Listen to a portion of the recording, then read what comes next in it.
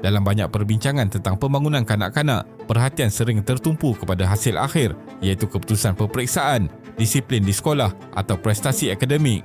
Apa yang jarang dibincangkan ialah proses perkembangan yang berlaku jauh lebih awal, iaitu sebelum kanak-kanak ini melangkah masuk ke bilik darjah.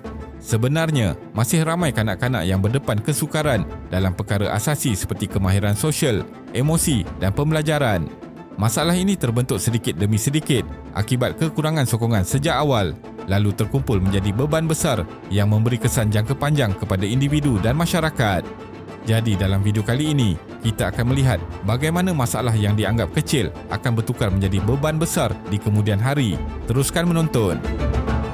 Masalah perkembangan kanak-kanak sering disempitkan sebagai kegagalan ibu bapa atau kelemahan individu, sedangkan realitinya berpunca daripada kegagalan sistem yang lebih besar. Sistem pendidikan, kesihatan, kebajikan dan perlindungan sosial beroperasi secara berasingan tanpa kesinambungan yang benar-benar berpaksikan kepada keperluan kanak-kanak.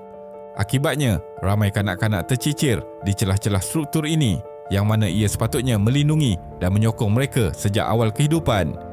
Menurut UNICEF, masalah pembelajaran dan emosi sebenarnya terbentuk sedikit demi sedikit akibat gabungan keadaan hidup, persekitaran sekeliling dan pengalaman awal.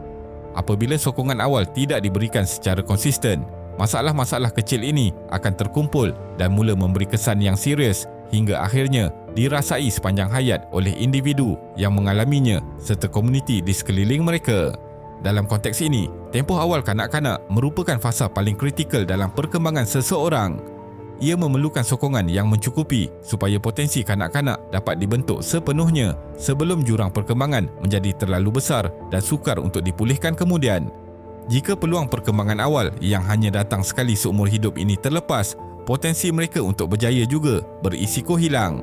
Apabila keadaan ini berterusan, khususnya dalam 1000 hari pertama yang kritikal, masalah ini akan menjadi berlapis-lapis dan semakin sukar untuk diperbetulkan kemudian. Kajian neuroscience oleh Harvard Center on the Developing Child menunjukkan otak kanak-kanak membina lebih 1 juta sambungan neuron setiap hari pada usia awal yang menjadi asas pembelajaran, emosi dan fungsi sosial. Tanpa sokongan awal, perkembangan ini boleh terjejas. Akibatnya, kanak-kanak akan memulakan setiap fasa kehidupan seterusnya dalam keadaan sudah ketinggalan, sama ada dari segi akademik, emosi atau sosial. Dalam jangka panjang, kegagalan terkumpul turut menghasilkan kos sosial dan ekonomi yang tinggi kepada masyarakat dan negara. Di peringkat global, berjuta-juta kanak-kanak masih terpinggir, khususnya mereka yang hidup dalam kemiskinan dan berdepan diskriminasi yang berlarutan dalam masyarakat.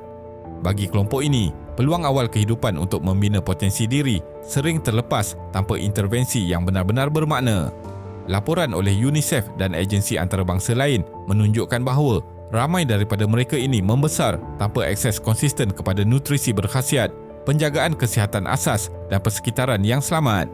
Pada masa yang sama, ibu bapa dan penjaga daripada golongan berpendapatan rendah berdepan kekangan struktur seperti pendapatan tidak stabil, beban kerja tidak formal dan sokongan perlindungan sosial yang terhad.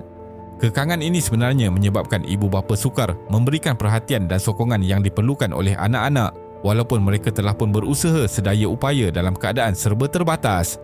Hakikatnya, walaupun pelbagai program, bantuan dan dasar telah diwujudkan, halangan struktur, birokrasi dan jurang pelaksanaan menyebabkan sokongan sering tidak sampai kepada kanak-kanak yang paling memerlukan. Akibatnya, peluang lebih banyak dinikmati oleh mereka yang sudah mempunyai kelebihan sejak awal, manakala yang paling berisiko terus tercicir di celah sistem.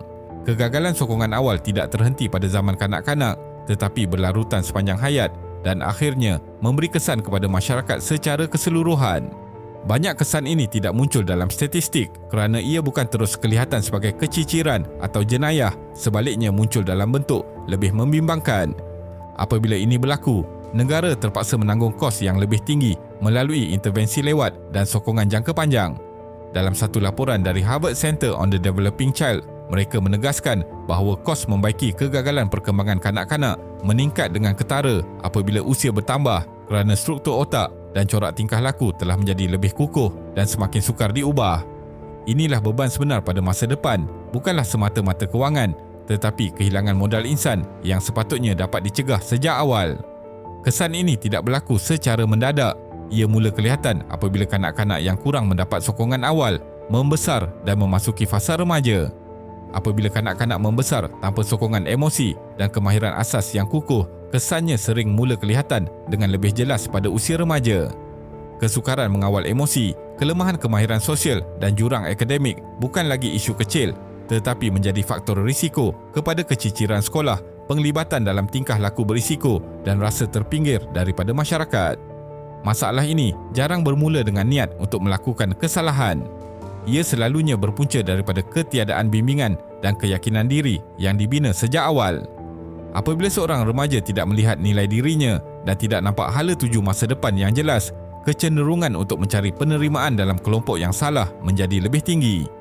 Dalam dunia hari ini yang semakin berasaskan kemahiran dan teknologi, jurang kecil pada usia awal boleh menjadi penghalang besar apabila dewasa.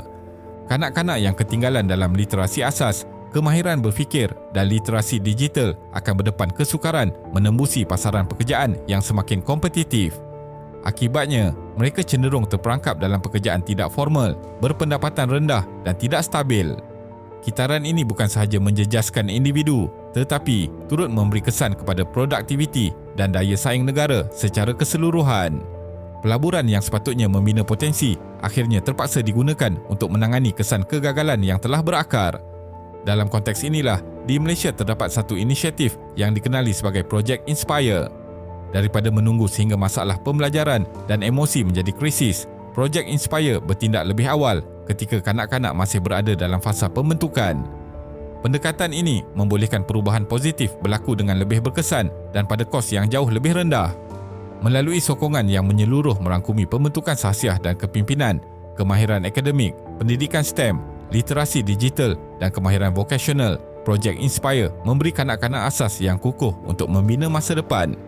Program seperti mentor menti dan projek komuniti pula menghubungkan mereka dengan NGO, sekolah, sukarelawan dan rakan strategik lain supaya sokongan yang diterima tidak terhenti pada individu tetapi membentuk perlindungan yang lebih luas kepada masyarakat secara keseluruhan.